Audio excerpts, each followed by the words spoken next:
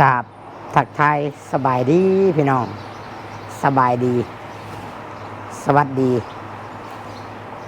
FC ทุกคนทุกท่านเด้อพี่น้องพอหักไม่หักหักหมู่เพื่อนทั้งหลายเนาะพบพ่อกันกับตุสิทธิ์ปันสุขเด้อทุกคนเด้อเศร้าของวันจันทร์เริ่มต้นอาทิตย์เนาะเริ่มต้นอาทิตย์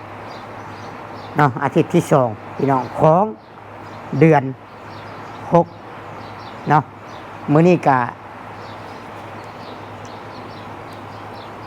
วันที่8พี่น้องวันที่8เนาะตอนนี้เนาะตุสิทธิ์ก็ถือว่าเตรียมพร้อมพี่น้องเตรียมพร้อมเตรียมโตบ่ชินปานไหนได้พี่น้องบ่ได้ออกไปนอกแต่เฮิงแหละเนาะหรือว่าบ่ได้ไปถ่ายคลิปข้างนอกแต่เฮิงแหละหรือว่าบ่ชินในการแต่งตัว เป็นไรพี่น้องเป็นไรทุกคนแต่งตัวนี่โอเคอยู่บ่ผ่านอยู่บ่เลยเท่อยู่บ่เลยทุกคนนะว่าใส่เกือบขีบเลยพี่น้องมื้อนี้แต่จักเท่บ่เท่เนาะก็ซ้ำคนนี่แหละเนาะทุกคนเนาะพี่น้องเลยตอนนี้ก็เตรียมพร้อมแหละเตรียมพร้อมกำลังสิเดินทางไปบ้านหนุ่มมังแง้วเขาดิน้องพี่น้องเอ้ยเนาะปะทุกคนจะได้ก็เดี๋ยวเดินทางกันเลยเนาะแล้วก็ล้มกันไปน้ำในรถมันจังโบเสียเวลาเนาะแต่จังอธิบายให้ฟัง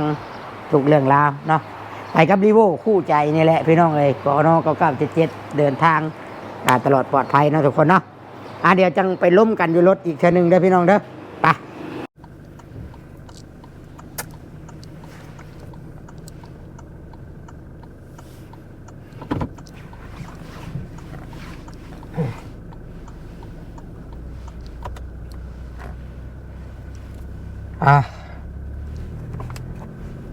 โอเคทุกคน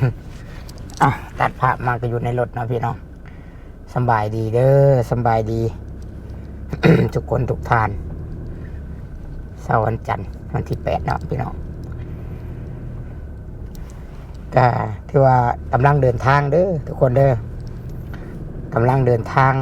ไปบ้านหนองมังแง้วโอ้เป็นป้าโทโมเมน2 ปีแล้วบ่ทุกคนบ่ได้ไปใกล้บ้านหนองมังแง้วนี่เนาะถือว่ามื้อนี้ก็มีโอกาสได้ไปเนาะบ่แม่น เบิ่งเด้อท่าซาโตชิจื้อเบิ่งตั้งแต่ซอยสาบัวเนาะซอยสาบัวได้สำเร็จแล้วก็ซอยสาบัวซอยน้องนุ่นเนาะสำเร็จภารกิจก็คือว่าบ่ได้ไปเลยทางนั้นเลยเนาะแม่นแล้วบ่ได้ไปเลยทุกคนส่วนหลายก็ลงแต่บ้านดงพุงเนาะไปหาแต่อันน่ะน้องกุ้งน้องก้อยเนาะ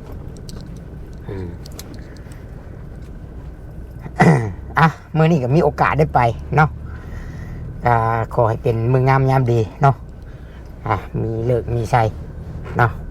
ก็ยืนยันเด้อพี่น้องเด้อครั้งนี้ตัวชิดไปเนาะบ่ได้มีเจตนาที่สิไปหาเรื่องไผเนาะแล้วก็บ่ได้มีเจตนาสิไปพิษไปเป็นศัตรูกับไผเนาะและมี FC ข่อยเว้าแล้วพี่น้องข่อยไปนี่ต้องมีรถต้องมีผู้ที่ตั้งคำถามมาว่ามันบ่แม่นเรื่องของเจ้าและเจ้าไปส่อเฮ็ดหยังเนาะคำถามตัวนี้ข่อยว่าแล้วต้องมีก็มีเอหลีเนาะว่าข่อยนี้บ่ฮู้บ่จักเรื่องราวมาหยังนำเขามาหยังนำเพิ่นเนาะและสิไปส่อเฮ็ดหยังเป็นหยังคือบ่ให้ซุมเพิ่นตัดสินแล้วก็แก้ไขปัญหากันเองเนาะก็คือข่อยเว้านั่นแหละเนาะข่อยจะอธิบายให้ทุกท่านเนาะที่ยังบ่เข้าใจที่ตั้งคำถามมาเนาะก็ขอบใจหลายๆ ก็ค่อยไปนี้เนาะในนามของผู้ใหญ่เด้อพี่น้องเด้อตัวแทนของเพิ่นนั่นแหละว่าสันซะเนาะตัวแทนของผู้ใหญ่เจ้าของเงินเพิ่นที่เพิ่นฝากเงินให้บุคคลหนึ่งเนาะฝากเงินให้ยูทูบเบอร์คนหนึ่งเนาะและก่อนจะฝากเนาะเพิ่นก็ส่งคลิปหลักฐานมาอย่างได้หลักฐานการสนทนาและก็หลักฐานการฝากเงินมาแต่ว่าส่วนใหญ่เพิ่นว่าเนาะย้อนความเชื่อใจส่วนใหญ่แล้วการสนทนากันระหว่างผู้ใหญ่และก็ยูทูบเบอร์คนนี้นี่แม่นส่วนใหญ่จะโทรเอามันก็เลยบ่ค่อยมีแบบว่าแต่ว่าหลักฐานก็มีแหละเพียงพออยู่พี่น้องถ้าว่าสิคันว่าไกลเกลี่ยกันยากนะหลักฐานก็เพียงพออยู่พอสิชี้แจงให้ในบ้านหรือว่าให้ทุกๆคนได้ฮู้ได้รับทราบนะพี่น้องเนาะการสนทนาการฝากเงินโอนเงินซื้อเจ้าของบัญชีมันยังก็มีครบทุกอย่างเนาะในการโอนเงินนะพี่น้องและก่อนจะโอนผู้ใหญ่เพิ่นก็ย้ำคักแน่ได้พี่น้อง ค่อยก็ได้ศึกษาเรื่องราวนี่เนาะเมื่อคืนนี่แหละเฮ็ดเรียกบ้าน พอสมควรอยู่เพิ่นก็ได้บอกแล้วก็ย้ำคักแน่ว่าการที่ว่าเพิ่นจะโอนเงินในครั้งนี้แม่นให้ซอยเท่าอันนี้เนาะซื้อดินให้เท่านี่แล้วก็นางอันนี้กับน้องลาวนั่น2 คนนะบ่ให้ใส่ซื้อผู้เดียวเนาะบ่ให้ใส่ซื้อผู้เดียวเจ้าเฮ็ดได้บ่เนาะอันนี้เป็นคำถามของผู้ใหญ่เนาะและพอแต่ว่าเพิ่นถามแบบนี้เนาะหลังจากนั้นยูทูบเบอร์คนนี้เนาะเพิ่นก็ได้รับปากเพิ่นว่าผู้ใหญ่ว่ารับปากว่าโอเคเฮาเฮ็ดให้ได้ฝากเงินมาเลยค่อยเฮ็ดให้เจ้าได้เดี๋ยวค่อยจัดการให้เนาะก็ตกลงก็เว้ากันเข้าใจเนาะแต่ว่าบ้านนี้ปัญหามันเกิดตรงที่ว่าบัดไปเฮ็ดภารกิจเนาะที่ผู้ใหญ่มอบหมายให้ผัดเฮ็ดบ่คือเว้าบาดนี้นะพี่น้องแล้วก็บ่แม่นจุดประสงค์ของผู้ใหญ่เนาะบัดผู้ใหญ่ถามเพิ่นก็บ่ายเบี่ยงผู้ใหญ่ว่าเพิ่นก็บ่ายเบี่ยงแล้วก็บล็อกเฟซผู้ใหญ่เนาะหากระปลดบล็อกว่าเพิ่นจะบ่ยอมแล้วเพิ่นจะไกลเกลี่ยแหละยูทูบเบอร์ท่านนี้เพิ่นก็หากระปลดบล็อกเนาะและขอย้ำอีกว่าถามว่าข่อยมีปัญหาบ่กับยูทูบเบอร์ท่านนี้หรือว่าไผก็ตามเนาะที่มีส่วนเกี่ยวข้องข่อยบ่ได้มีปัญหาเพียงแต่ว่าข่อยอยากไปไกลเกลี่ยให้ร่วมกันเนาะให้เข้าใจระหว่างในบ้านแน่แล้วก็ผู้ใหญ่เจ้าของเงินแน่แล้วก็ยูทูบเบอร์ที่เพิ่นร่วมกันจะใดกับผู้ใหญ่นะให้เพิ่นไกลเกลี่ยกันแล้วข่อยก็สิถามบางเรื่องเนาะที่ว่าผู้ใหญ่เพิ่นให้ถามเนาะและเฮานี่นะพี่น้องยกตัวอย่างเนาะเฮาเป็น YouTube สายบุญเนาะและเฮารับปากว่าจะเฮ็ดตามผู้ใหญ่และสิ่งที่ผู้ใหญ่ขอเฮามันก็บ่แม่นสิ่งที่ผิดเด้แล้วก็บ่แม่นสิ่งที่ว่าสู้ว่าขอโทษนำเด้อในเมื่อเฮารับปากแล้วผู้ใหญ่ก็เรื่องง่ายๆนึงเฮาก็ไปเฮ็ดให้ผู้ใหญ่ตามที่เพิ่นบอกเนาะให้ใส่ชื่อน้ำกัน3 คนมันก็จบได้พี่น้องมันก็บ่มีปัญหาเนาะอันนี้ก็บ่โทษไผดอกเนาะก็สิไปพังว่ามันเป็นจังไดอีกไปพังตัวจริงน้ำกันอีกเนาะเดี๋ยวสิถ่ายคลิปให้เบิ่งนะพี่น้องเนาะแต่สิ่งที่สำคัญคือว่าแหละมันถ้าว่าเป็นคือผู้ใหญ่เว้าเนาะหรือว่าก่อยกับฟัง FC คอมเมนต์มานี่ก็บ่อยากค่อยโอเคปานใดเนาะถ้าว่าง่ายๆว่าเฮารับเงินเพิ่นแล้วเฮาต้องเฮ็ดตามเพิ่นบอกนะก็บ่มีเงื่อนไขหยังอีกต่อให้มีมือที่3เข้ามาเนาะยกตัวอย่างอันนี้เด้อยกตัวอย่างได้ยินจากคอมเมนต์นี่แหละแล้วก็หลายๆคนเนี่ยส่งเข้ามาว่ายูทูบเบอร์ท่านนี้นะอาจจะเฮ็ดตามผู้ใหญ่อีกผู้นึงที่สร้างเฮือนให้เท่าอเนาะว่าสิซะแต่ว่าข่อยกับพ่อฮู้เรื่องให้ข่อยสิว่าเท่าอเนาะอันนี้ตามคำบอกเล่าเนาะเดี๋ยวจังใดก็ไปฟังกันว่าได้เจอกันกะสิพังเพิ่นเราอธิบายเนาะว่าในมุมของเราน่ะ เป็นย้อนหยังจังบ่ได้ใส่ชื่อ2คนเนาะกลับมาก่อนเนาะเราอาจสิเกรงใจเนาะกะขาใส่คำว่ามือที่3เนาะหรือว่าผู้ใหญ่ตัวละครอีกตัวละครหนึ่งเนาะที่ว่าเพิ่นใส่เข้ามาและเพิ่นเป็นผู้สั่งเฮือนให้เนาะเป็นผู้สั่งเฮือนให้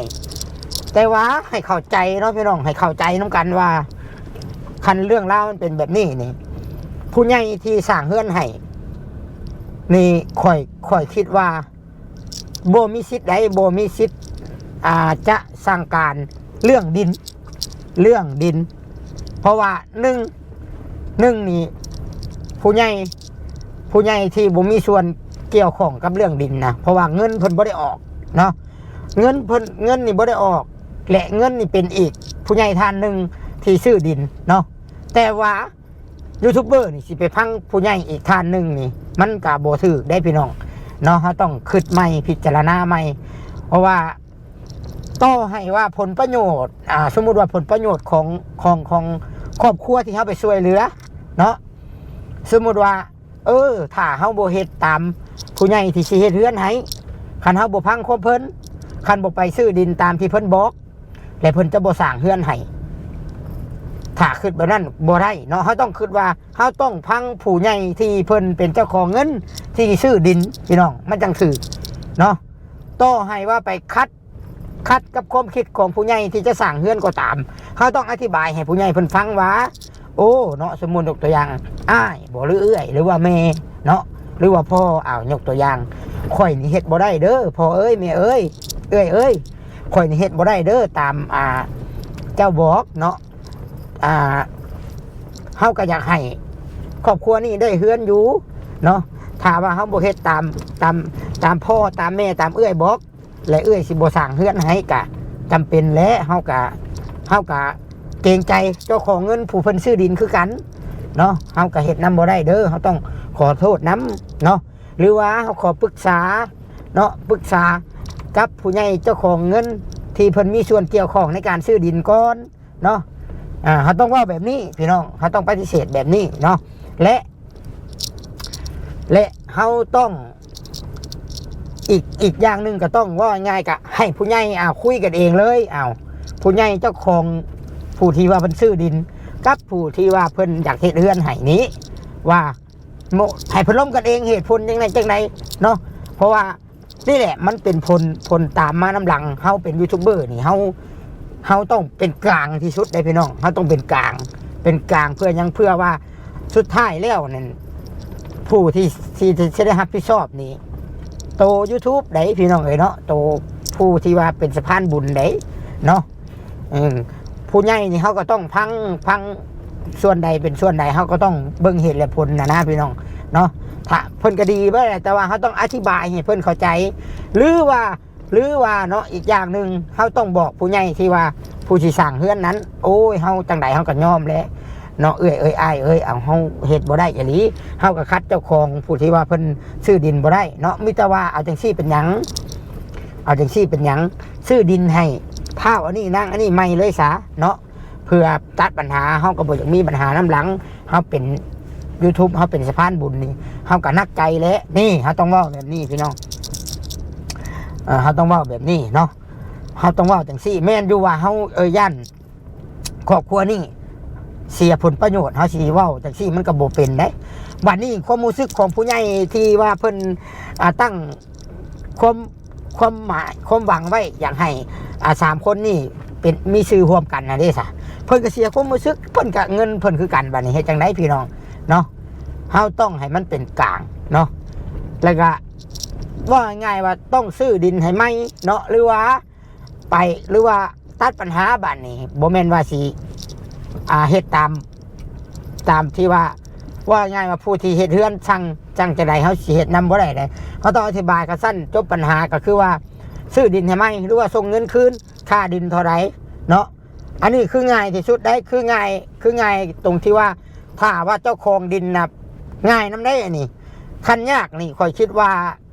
คันว่ายากนี่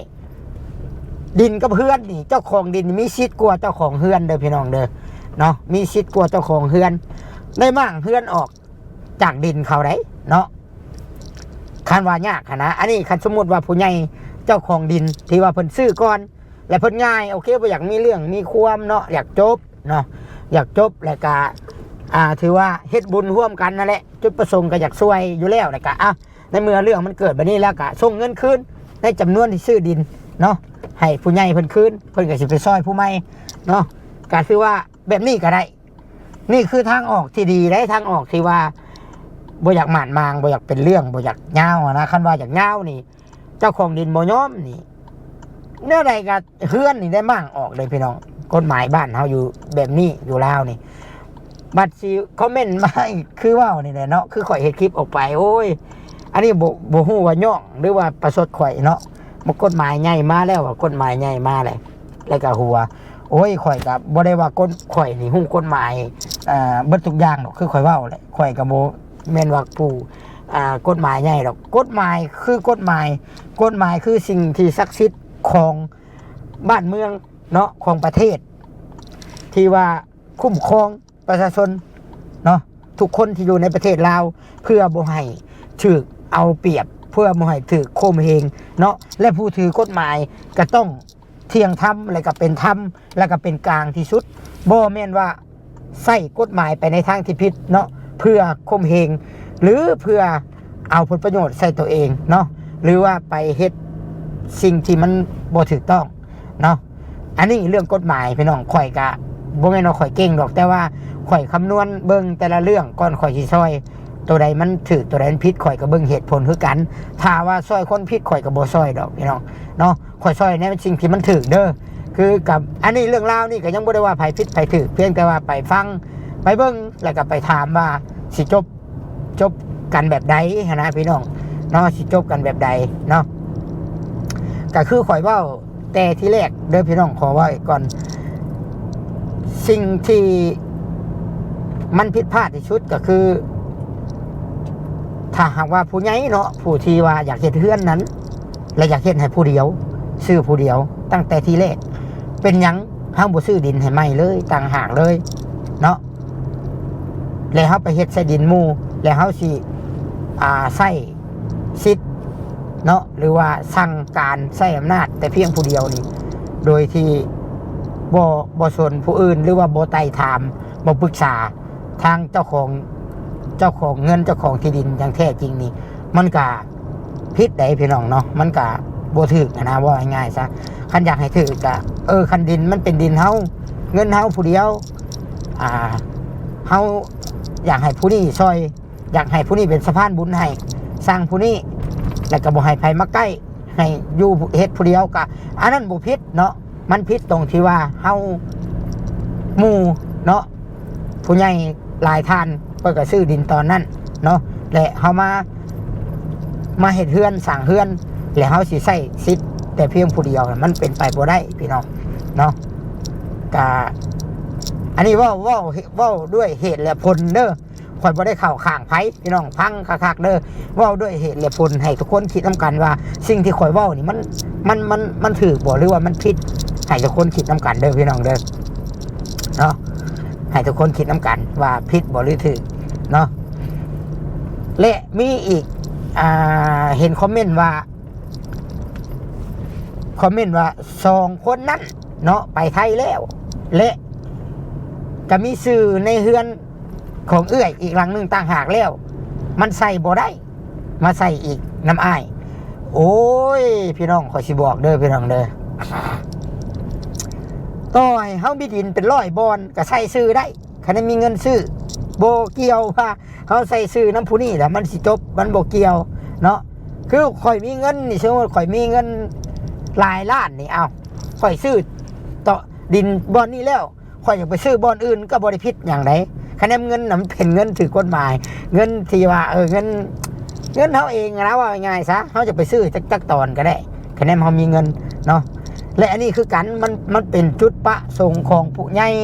เนาะต่อให้เพิ่นสิซื้อให้เด็กน้อยอันนี้2คนนี่หลายตอนก็จำเป็นต้องได้ใ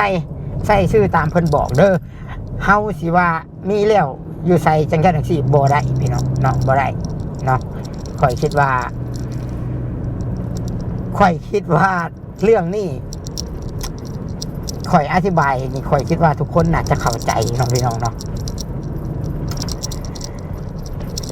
และถ้าหากว่าเนาะปัจจุบันเจ้าของดินเนาะเจ้าของดินผู้เป็นอ้ายหันจะใส่สิทธิ์ว่าข่อยจะบ่ยอมเปลี่ยนแปลงเนาะข่อยจะบ่ยอมเปลี่ยนแปลงเอกสารการซื้อดินเนาะข่อยจะบ่เปลี่ยนแปลงข่อยสิใส่ชื่อข่อยผู้เดียวและเอาสิทธิ์ว่าเป็นเจ้าของนี่ก็มันบ่ได้เด้อพี่น้องบ่ได้เพราะว่าเจ้าบ่แม่นเจ้าของเงินเนาะบ่แม่นเจ้าของเงินและ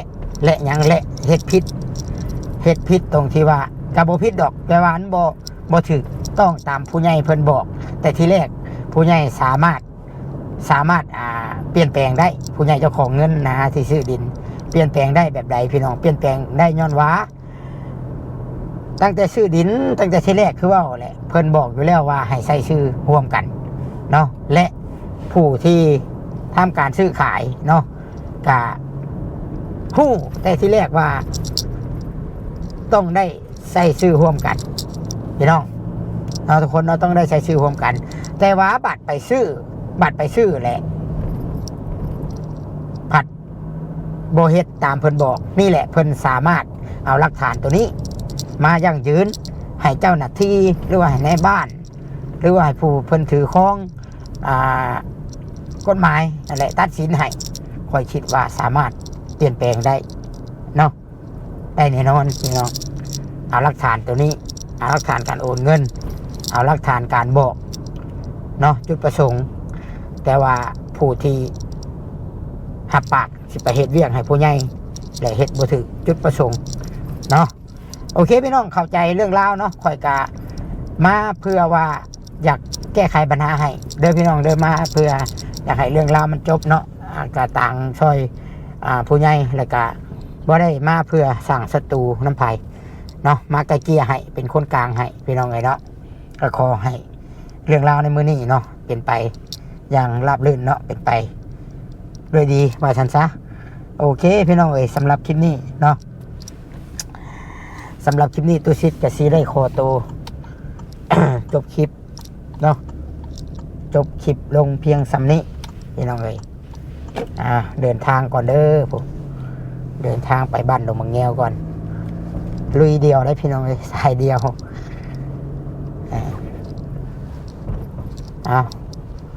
บางทีนี่กับหมู่โทรมาหมู่ทหารในพี่น้องห้อยเอกห้อยโทรอะไรสิห้อยนายพันโทรมาเพิ่นโทรมาลิ้นก็เล่าเรื่องนี้เพิ่นฟังให้ไปน้ำบ่อเซี่ยวว่ะโอ้ได้แล้วว่ะบ่เป็นหยังว่ะ มันบ่ได้เป็นเรื่องใหญ่ปานใดดอกว่ะเนาะโอเคพี่น้องฝากทุกคนติดตามเนาะขอบใจทุกคนที่เป็นกำลังใจให้ขอบใจหลายๆคอมเมนต์มาให้กำลังใจแล้วก็ให้เรื่องราวนี้มันผ่านไปได้ด้วยดีพี่น้องเนาะสำหรับคลิปนี้ก็ต้องขอบใจทุกคนทุกท่านก็ขอให้พ่อแม่พี่น้อง FC ทุกคนทุกท่านดูดีมีแห้งเลยพี่น้องสุขภาพแข็งแรงเนาะขอให้ทุกคน มีความสุขหลายๆพี่น้องสบายดีทุกคนสบายดีโง่รถก่อนพี่น้องจอดอยู่ดีก่อนบาทนึงปิดกล่อง